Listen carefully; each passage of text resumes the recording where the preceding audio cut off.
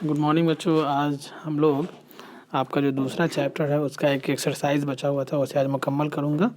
तो आप देख सकते हो, आपके स्क्रीन पे नज़र आते होंगे। जो पहला जो एक्सरसाइज होता है आपकी बुक का वो है मल्टीपल चॉइस क्वेश्चन। लिखा हुआ कि नीचे दिए हुए इक़्तिबास को पढ़िए। यानी जो इक़्तिबास का मतलब होता है पैराग्राफ, है ना, गद्यांश लिखा रहता है। नीचे दिए हुए गद्यांश को पढ़कर सवाल के जवाब दे, प्रश्न के उत्तर दे। तो उर्दू में उस गद्यांश को इक़्तिबास बोलते हैं, उस पैसेज को इक़्तिबास बोलते हैं। और पूछे गए सवालों के जवाब दिए हुए इंतखाबात में से सही इंतखाब के सामने, ऑप्शंस दिए हैं उसमें सही ऑप्शन के सामने सही का निशान लगा दीजिए। अब क्या है इक़्तिबास पैसेज, उसको पढ़िए। उसने सोचा अगर फ़ोन करूँगा तो वो शातिर चोर आवाज़ सुन लेगा, इसलिए SMS करता हूँ। जल्दी से नदीम ने अपने पड़ोसी और इलाके के पुलिस अंकल को SMS कर दिया। पैगाम पहुंचने के 10 मिनट के अंदर ही पुलिस उसके घर पहुंच गई।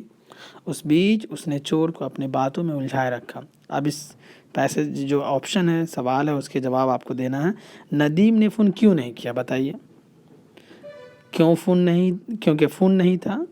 दूसरा ऑप्शन है क्योंकि मोबाइल में बैटरी नहीं था। और तीसरा ऑप्शन है क्योंकि उसकी आवाज़ चोर सुन लेता। और चौथा ऑप्शन है क्योंकि उसमें पैसे नहीं थे।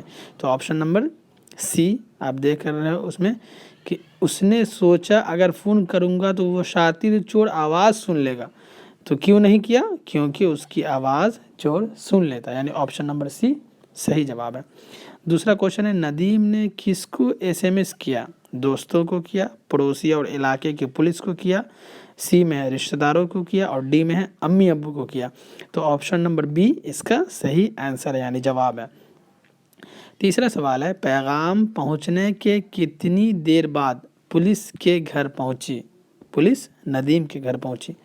अब आप इसमें देखा था आपने कि 10 मिनट के बाद पहुंचा था। तो पहला है 20 मिनट, दूसरा है 10 मिनट, सी है 5 मिनट और डी है 15 मिनट। तो ऑप्शन नंबर बी यानी सही है, 10 मिनट के बाद। लास्ट क्वेश्चन है नदीम किसको अपनी बातों में उलझाए हुए था? तो पड़ोसी को उलझाया हुआ था, दोस्तों को उलझाया हुआ था, पुलिस को उलझाया हुआ था या चोर को?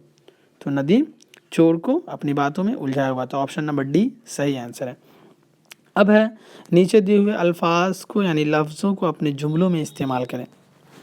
तो हमने उसको अलग से बनाया है। पशोपेश, पशोपेश कहते हैं शक, डाउट को। नदीम पशोपेश में था कि वो क्या करे।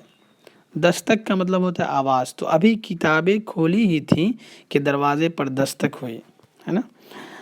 दुनियादारी, दुनियादारी कहते हैं दुनियादारी को, दुनिया के बारे में सोचने को। नदीम के अब्बू अम्मी ने दुनियादारी को ज़रूरी समझा। जाहिर सी बात है, आपने कहानी में पढ़ा था नदीम के अब्बू अम्मी नदीम को छोड़ दिए लेकिन दुनियादारी उनको प्रायोरिटी दी, यानी वो दुनियादारी को अपने बच्चों पे ज़्यादा फोकियत दिए, प्रायोरिटी कहते हैं उसको। उसके बाद है हिदायत, हिदायत कहते हैं इंस्ट्रक्शन को। ढेर सारी हिदायत देकर नदीम के अम्मी अब्बू रुखसत हुए, कहाँ? दिल्ली को। तफ्तीश कहते हैं पूछताछ करने को, इंक्वायरी को। यानी मीटर रीडिंग लेने वाले ने घर में दाखिल होकर तफ्तीश के अंदाज में इधर उधर देखना शुरू कर दिया। और लास्ट जो इसके लफ्ज़ हैं वो है सूझबूझ।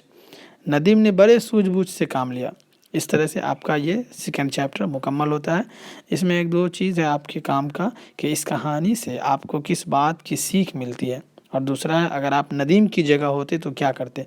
आप सभी बच्चे अपने अपने कॉपी पे 5-5 लाइन में इसके आंसर लिखना, और ज़रूर लिखना, क्योंकि इससे आपको लिखने की जो कैपेसिटी है, सलाहियत है, एबिलिटी वो डेवलप होगी। अगर आप किसी चीज़ को अपने मन से टॉपिक पे लिखते हैं तो जाहिर सी बात है आपको लगेगा कि मैं ख़राब लिख रहा हूँ, मेरे जुमले सही नहीं हैं, मेरे सेंटेंसेस सही नहीं हो रहे। लेकिन धीरे धीरे लिखते लिखते आपको लिखना आ जाएगा। किसी भी ज़बान को, लैंग्वेज को सीखने के लिए आप अपनी मन की बातों को कॉपी पे ज़रूर लिखो, उसी से आप एक दिन अच्छा लिखना जान जाओगे। तो ये इस तरह से आपका ये आज का दूसरा लेसन मुकम्मल होता है। शुक्रिया। फिर कल मैं एक नए चैप्टर के साथ आप लोगों के साथ बात करूँगा और हाजिर होऊंगा।